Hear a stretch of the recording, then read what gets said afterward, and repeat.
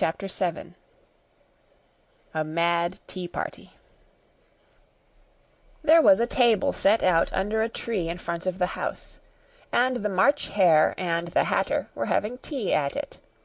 A dormouse was sitting between them, fast asleep, and the other two were using it as a cushion, resting their elbows on it, and talking over its head. Very uncomfortable for the dormouse, thought Alice. Only, as it's asleep, I suppose it doesn't mind. The table was a large one, but the three were all crowded together at one corner of it. "No room! No room!" they cried out when they saw Alice coming. "There's plenty of room," said Alice indignantly, and she sat down in a large armchair at one end of the table. "Have some wine," the March Hare said, in an encouraging tone. Alice looked all round the table, but there was nothing on it but tea. "I don't see any wine," she remarked. "There isn't any," said the March Hare. "Then it wasn't very civil of you to offer it," said Alice angrily. "It wasn't very civil of you to sit down without being invited," said the March Hare. "I didn't know it was your table," said Alice. "It's laid for a great many more than three." "Your hair wants cutting," said the Hatter. He had been looking at Alice for some time with great curiosity, and this was his first speech. "You should learn not to make personal remarks," Alice said, with some severity. "It's very rude." The Hatter opened his eyes very wide on hearing this, but all he said was, "Why is a raven like a writing-desk?" "Come, we shall have some fun now," thought Alice. "I'm glad they've begun asking riddles. I believe I can guess that," she added aloud. "Do you mean that you think you can find out the answer to it?" said the March Hare. "Exactly so," said Alice. "Then you should say what you mean," the March Hare went on. "I do," Alice hastily replied. At least, I mean what I say. That's the same thing, you know." "Not the same thing a bit," said the Hatter. "You might just as well say that 'I see what I eat' is the same thing as 'I eat what I see.'"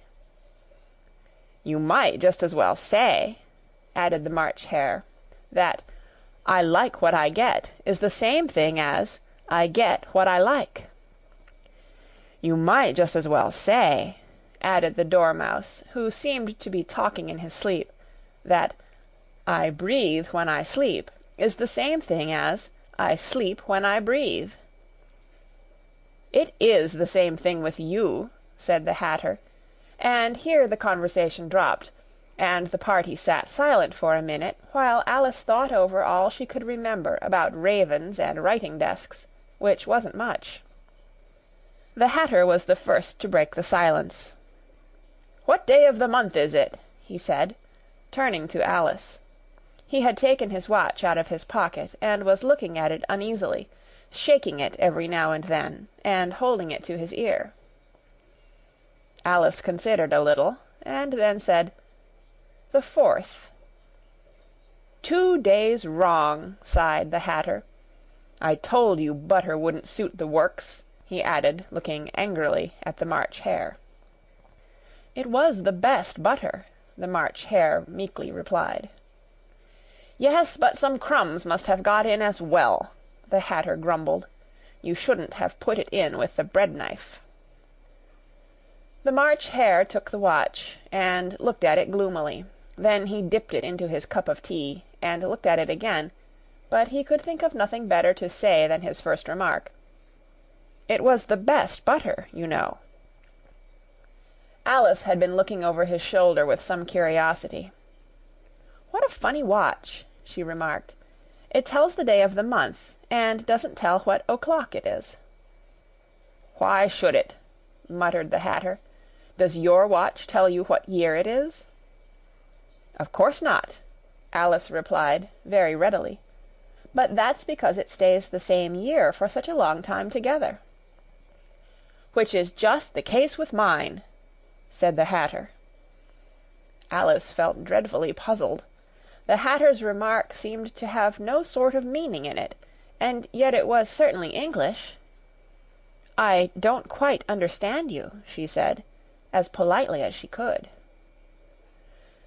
"The Dormouse is asleep again," said the Hatter, and he poured a little hot tea upon its nose. The Dormouse shook its head impatiently, and said, without opening its eyes, Of course. Just what I was going to remark myself." "Have you guessed the riddle yet?" the Hatter said, turning to Alice again. "No, I give it up," Alice replied. "What's the answer?" "I haven't the slightest idea," said the Hatter. "Nor I," said the March Hare. Alice sighed wearily. "I think you might do something better with the time," she said, "than waste it in asking riddles that have no answers." "If you knew time as well as I do," said the Hatter, "you wouldn't talk about wasting it. It's him." "I don't know what you mean," said Alice.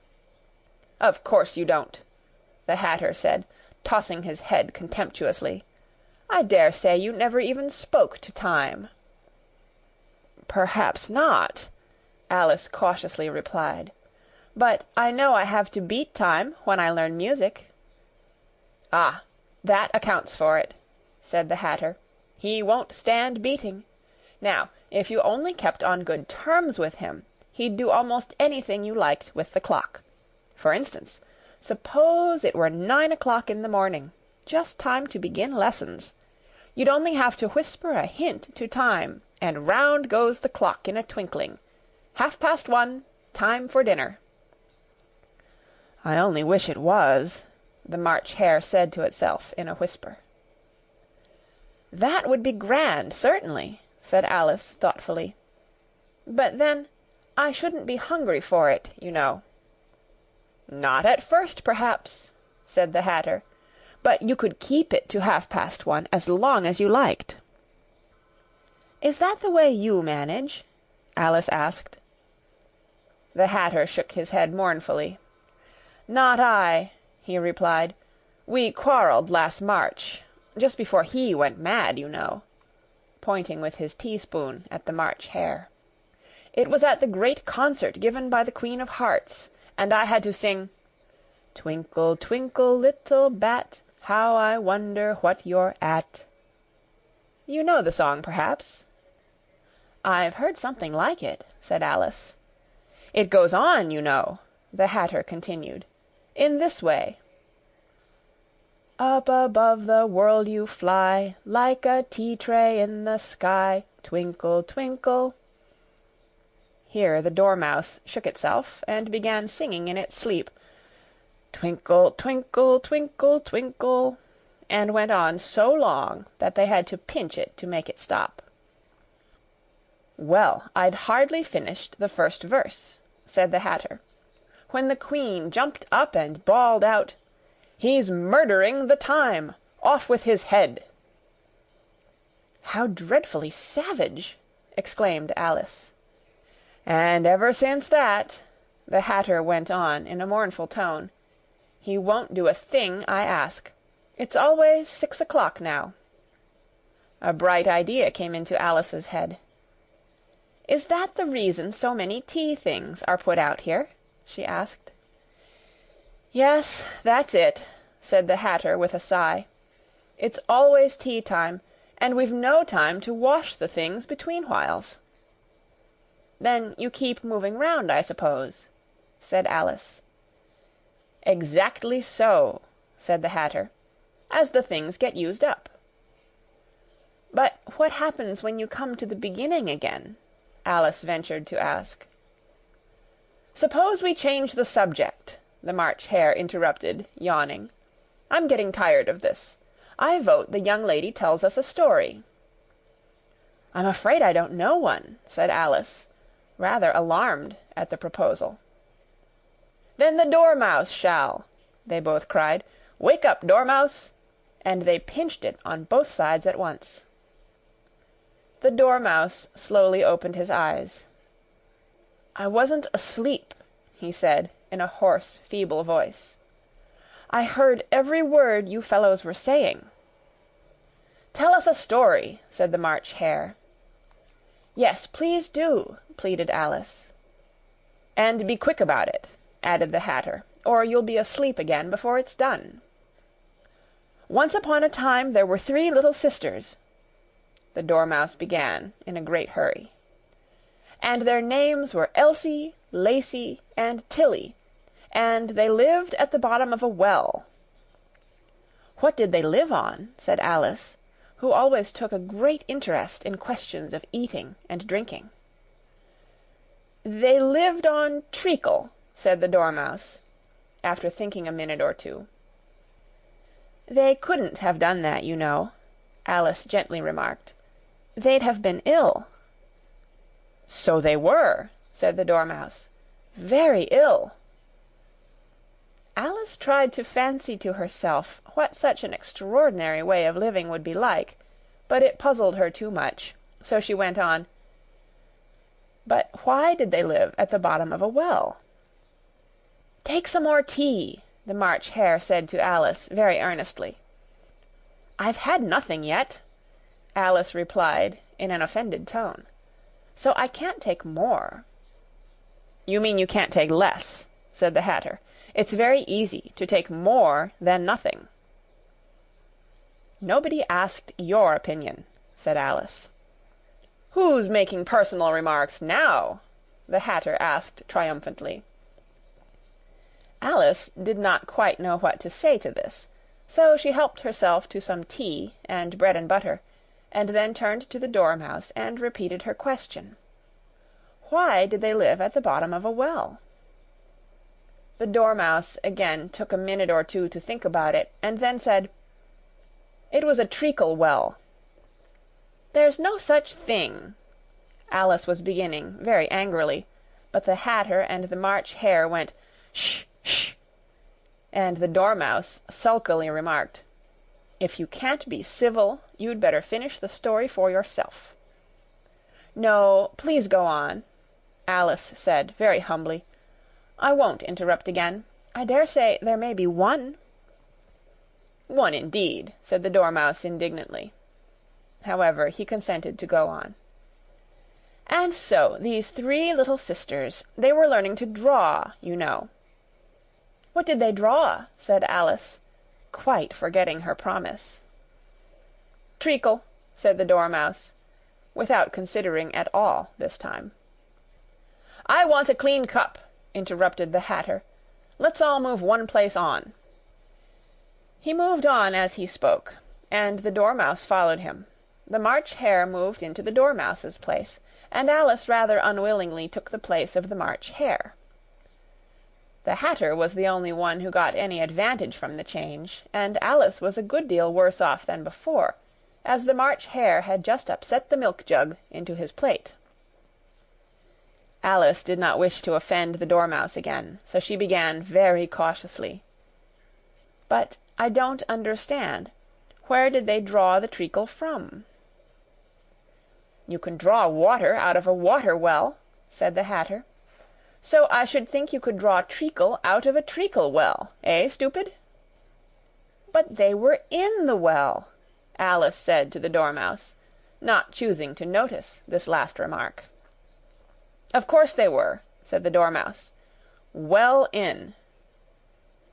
This answer so confused poor Alice that she let the Dormouse go on for some time without interrupting it.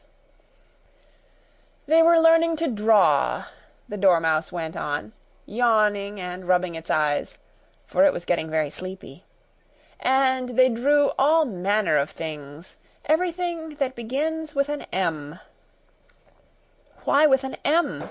said Alice. "Why not?" said the March Hare. Alice was silent.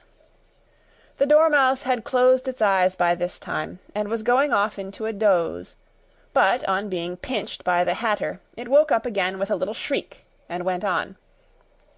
"That begins with an M, such as mousetraps, and the moon, and memory, and muchness. You know you say things are much of a muchness. Did you ever see such a thing as a drawing of a muchness?" "Really, now you ask me," said Alice, very much confused, "I don't think—" "Then you shouldn't talk," said the Hatter. This piece of rudeness was more than Alice could bear. She got up in great disgust and walked off. The Dormouse fell asleep instantly, and neither of the others took the least notice of her going, though she looked back once or twice, half hoping that they would call after her. The last time she saw them, they were trying to put the Dormouse into the teapot. "At any rate, I'll never go there again," said Alice, as she picked her way through the wood. "It's the stupidest tea-party I ever was at in all my life." Just as she said this, she noticed that one of the trees had a door leading right into it. "That's very curious," she thought, "but everything's curious today. I think I may as well go in at once." And in she went. Once more she found herself in the long hall, and close to the little glass table. "Now I'll manage better this time," she said to herself, and began by taking the little golden key and unlocking the door that led into the garden. Then she went to work nibbling at the mushroom, she had kept a piece of it in her pocket, till she was about a foot high. Then she walked down the little passage, and then she found herself at last in the beautiful garden, among the bright flower beds and the cool fountains. End of Chapter 7. Recorded on November 11th, 2005, in Oceanside, California.